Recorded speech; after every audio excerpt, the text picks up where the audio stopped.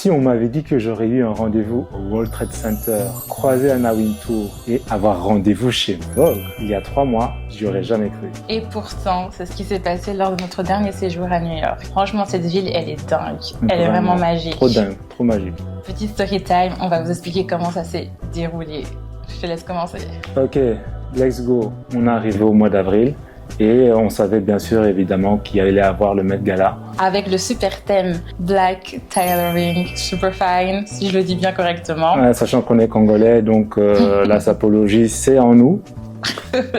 Et ce qui s'est passé, c'est que je suis rentré en contact avec beaucoup de personnes. Et dans ces contacts-là, Vogue m'a répondu. À mon incroyable surprise, ils nous ont donné rendez-vous au World Trade Center. Le lieu vraiment iconique. Quand tu penses à New York, tu penses à ça. Et avec toute l'histoire qui s'est passée, juste pouvoir rentrer dans ce bâtiment, c'est vraiment un truc de dingue.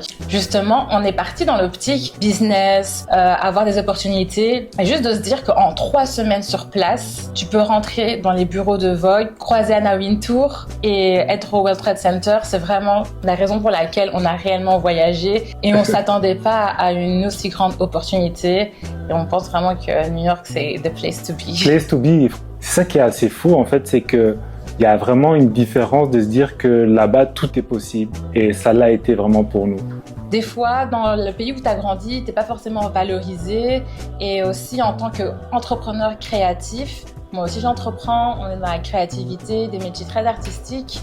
Et c'est pas toujours évident d'avoir sa place en tant que personne noire, voulant évoluer avec des ambitions très artistiques. Ça, c'est la deuxième story time qu'on raconte. C'est vraiment la deuxième story time, ouais. La première fois, on s'est retrouvés défilé de mode de Naomi Campbell grâce à Diddy Stone. Donc pour Diddy Stone, ça faisait 48 heures. Et pour rentrer à Vogue, il a fallu 3 semaines. Franchement, mais non. New York, c'est vraiment quelque chose. La fast life. Fast life.